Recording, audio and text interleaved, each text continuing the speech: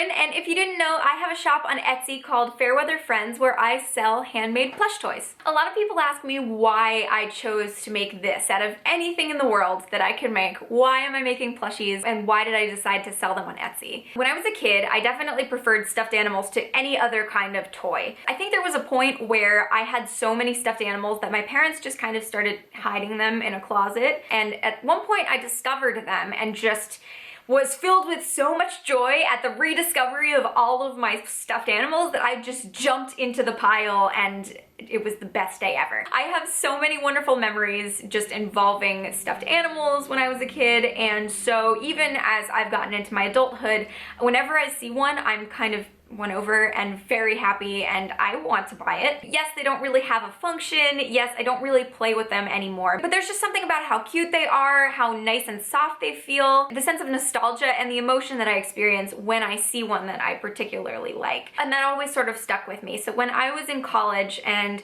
I wasn't really very happy where I was, all of my friends lived really far away and I felt very lonely and I didn't really want to go to parties, I sat in my room and decided that I was going to learn how to make stuffed animals. So I went and I looked up all sorts of YouTube tutorials, bought all sorts of books on the topic, learned everything I could, and I eventually started designing and making my own stuffed animals. Eventually I got to the point where I felt like they were original enough and good enough for me to sell them. And so I started putting a little box of them on my merch table at the concerts I was performing at. So you'd have band shirts and CDs and these little owl plush toys that I had made by hand.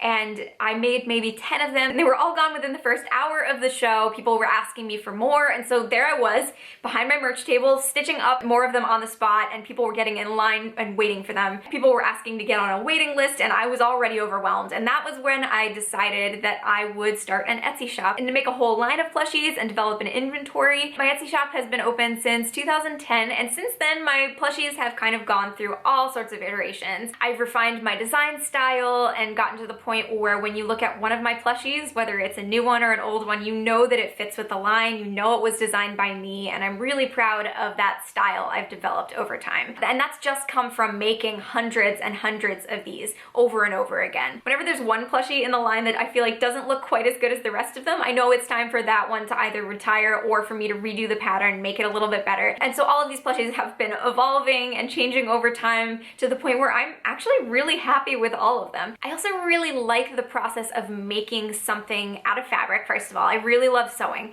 And second of all, something that kind of comes alive as you make it, because it's a little character and there's light in its eyes. And as I put together that little face and I stitch the little face by hand onto the body piece that I've made, I get to see its little personality evolving. And because I freehand all of the embroidery on the faces, they all look a little bit different. They all have their own personalities, and it's very rewarding to sit and make just a pile of these little things and seeing them look up at me out of a big box, and knowing that they started as pencil sketches and that I've worked on them for years and years to get them to look like this, and knowing that they're gonna go home and make somebody else happy has been very, very fulfilling to me. I've also noticed over the years that I've been running this business that everyone seems to have an animal that they really gravitate towards, and if I haven't made a plushie of that animal, they really fixate on trying to get me to make it. So if you have any suggestions for animals that you would like to see me make into a Fairweather Friends plushie, leave them in the comments down below. I would love to hear all of your suggestions, and maybe someday in the future I'll get to make one for you.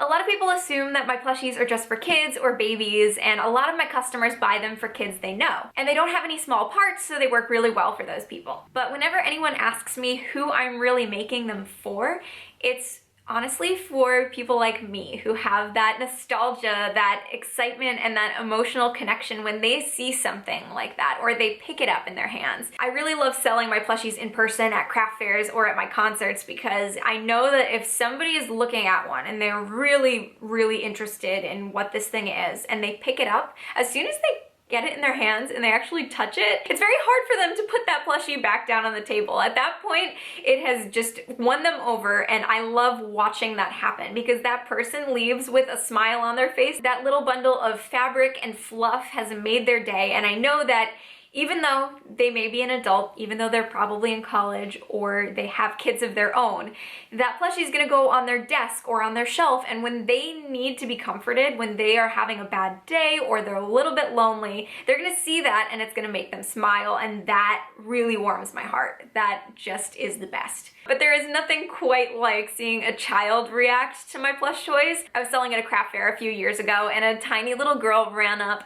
saw one of my bunny plushies, and picked it up and just ran off with it. We were in a tent. I could kind of see where she had gone. I was getting ready to get up and go find her and maybe let her know that she needed to buy that item if she wanted to keep it.